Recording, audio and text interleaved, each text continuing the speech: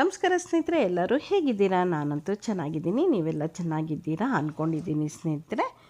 ಇವತ್ತು ನಾನು ಕಿಚನ್ ವೇಸ್ಟಿಂದ ನಮ್ಮ ಗಾರ್ಡನ್ಗೆ ಒಳ್ಳೆ ಗೊಬ್ಬರ ಕೊಡೋಣ ಅಂದ್ಬಿಟ್ಟು ನಾನು ಹೇಗೆ ಗೊಬ್ಬರ ಮಾಡ್ತೀನಿ ಅದನ್ನು ನಿಮಗೆ ಹಂಚ್ಕೊಳ್ಳೋಕ್ಕೆ ಬಂದಿದ್ದೀನಿ. ಮತ್ತು ನನ್ನ ಗಾರ್ಡನ್ ನೋಡಿದವ್ರು ಎಲ್ಲರೂ ಹೇಳ್ತಾರೆ, ತುಂಬ ನೀಟಾಗಿ ಇಟ್ಕೊಂಡಿದ್ದೀರಾ, ಎಲ್ಲೂ ಗಲೀಜು ಮಾಡ್ಕೊಂಡಿಲ್ಲ. ಕೆಲವು ಸ್ನೇಹಿತರು ಮನೆಯಲ್ಲಿ ನಾನು ನೋಡಿದ್ದೀನಿ, ಗೊಬ್ಬರ ನಾನೇ ಮನೆಯಲ್ಲೆಲ್ಲ ಮಾಡ್ಕೊಳ್ತೀನಿ ಅಂತಾರೆ. ತುಂಬ ಬ್ಯಾಡ್ ಸ್ಮೆಲ್ ಬರುತ್ತೆ, ಹುಳ ಎಲ್ಲ ಓಡಾಡುತ್ತೆ ಆ ರೀತಿ. ಯಾಕಂದರೆ ಮನೇಲಿ ನಾವು ಗೊಬ್ಬರ ಮಾಡೋದು ನೀಟಾಗಿ ಇರಬೇಕಲ್ವ ಸ್ನೇಹಿತರೆ. ನಾನು ಮಾಡೋದು ಹೀಗೆ. ನನ್ನನ್ನು ತುಂಬ ಜನ ಸ್ನೇಹಿತರು ತುಂಬ ನೀಟಾಗಿ ಇಟ್ಕೊಂಡಿದ್ದೀರಾ ನಿಮ್ಮ ಗಾರ್ಡನ್ ಅಂತ ಹೇಳಿದ್ರು. ಆ ಖುಷಿ ಸಂಭ್ರಮನ ನಿಮ್ಮ ಜೊತೆಲಿ ಹಂಚ್ಕೊಳ್ತಾ ಇದ್ದೀನಿ. ಎಲ್ಲರೂ ನಮ್ಮ ಮನೆಗೆ ಯಾರೇ ಬಂದ್ರೂ ನಮ್ಮ ಗಾರ್ಡನ್ ನೋಡ್ತಾರೆ. ಎಷ್ಟು ಚೆನ್ನಾಗಿದೆ, ಹೂವು, ಹಣ್ಣು, ಕಾಯಿ, ಸೊಪ್ಪೆಲ್ಲ ಸಿಗುತ್ತಲ್ಲ. ಕ್ಯಾರೆಟಿಂದ ಮೂಲಂಗಿ ನೀವೆಲ್ಲ ನೋಡೇ ಇದ್ದೀರಾ. ಬೀನ್ಸು ಲೆಕ್ಕಕ್ಕಿಲ್ಲ. ಬದನೇಕಾಯಿ ಆಗಲಿ, ಚಪ್ಪರದವರೆಕಾಯಿ ಆಗಲಿ, ಹೀಗೆ ಹಲವಾರು ತರಕಾರಿಗಳು, ಹಾಗಲಕಾಯಿ ಎಲ್ಲ ಸಿಗುತ್ತೆ. ಆದರೆ ನೀಟಾಗಿರುತ್ತೆ.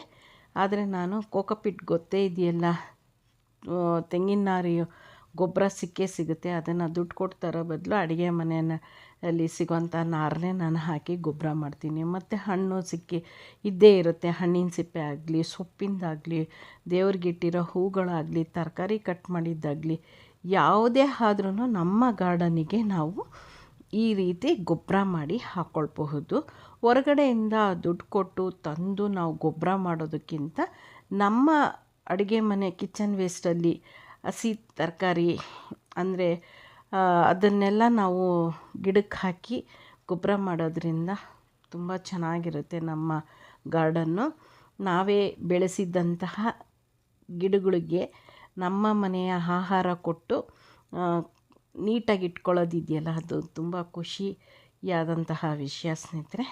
ಹಾಗಾಗಿ ನಾನು ನನ್ನ ಮನೆಯಲ್ಲಿ ನಾನು ಗೊಬ್ಬರ ಮಾಡೋದು ಹೇಗೆ, ಎಷ್ಟು ನೀಟಾಗಿರುತ್ತೆ, ಎಲ್ಲೂ ಗಲೀಜು ಮಾಡ್ಕೊಳ್ಳಲ್ಲ, ಅದನ್ನು ನಿಮ್ಮ ಜೊತೆಲಿ ಹೀಗೆ ಹಂಚ್ಕೊಳ್ತಾ ಇದ್ದೀನಿ.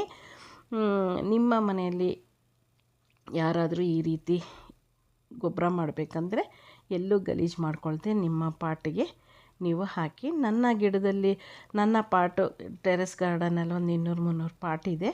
ಎಲ್ಲದಕ್ಕೂ ನಾನು ಹೀಗೆ ಪ್ರತಿನಿತ್ಯನೂ ಪೂಜಾ ಹೂವಾಗಲಿ, ತರಕಾರಿ, ಹಣ್ಣು ಎಲ್ಲ ತೊಗೊಂಡೋಗಿ ಈ ರೀತಿ ಸುತ್ತು ನಾನೊಂಚೂರು ಕೆತ್ಬಿಟ್ಟು ಅದರೊಳಗಡೆ ಹಾಕಿ ತುಂಬಿಬಿಟ್ಟು ಗೊಬ್ಬರ ಮಾಡಿಬಿಡ್ತೀನಿ ಸ್ನೇಹಿತರೆ. ಎಲ್ಲೂ ನಾನು ಗಲೀಜಂಗೆ ಮಾಡ್ಕೊಳಕ್ಕೆ ಹೋಗಲ್ಲ. ಯಾಕಂದರೆ ತುಂಬ ಗಲೀಜಾಗಿಬಿಟ್ರೆ ನಮಗೆ ನೋಡೋಕ್ಕೆ ಚೆನ್ನಾಗಿರಲ್ಲ. ನನ್ನ ಗಾರ್ಡನ್ ಎಲ್ಲರೂ ನೋಡಿ ಖುಷಿ ಪಡೋದನ್ನು ನನಗೆ ತುಂಬ ಇಷ್ಟ ಆಯಿತು.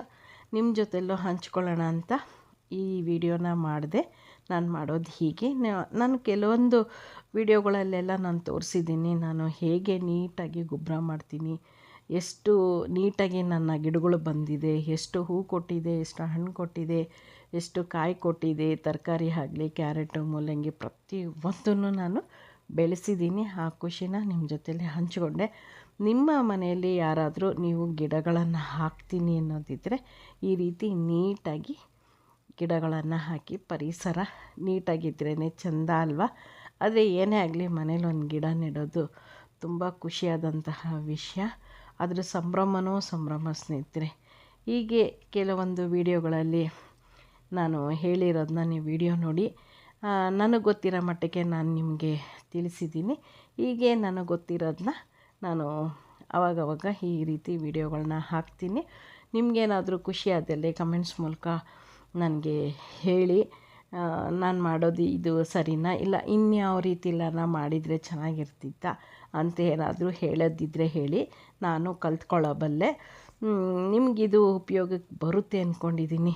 ನೀಟಾಗಿ ಗೊಬ್ಬರ ಮಾಡ್ಕೊಳ್ಳೋದು ಇದು ನನ್ನ ಇವತ್ತಿನ ವಿಡಿಯೋ ಆಗಿತ್ತು ಸ್ನೇಹಿತರೆ. ಯಾಕಂದರೆ ಗಲೀಜಿಲ್ದಾಗೆ ನೀಟಾಗಿ ನಾವು ಗೊಬ್ಬರ ಮಾಡ್ಕೊಳ್ಳೋದು ಹೇಗೆ ಅನ್ನೋದು ನಾನು ಈ ವಿಡಿಯೋದಲ್ಲಿ ತೋರಿಸಿದ್ದೀನಿ. ಹೋಗಿ ಬರಲಾ? ನೆಕ್ಸ್ಟ್ ವಿಡಿಯೋದಲ್ಲಿ ಸಿಗ್ತೀನಿ. ಓಕೆ, ಬಾಯ್.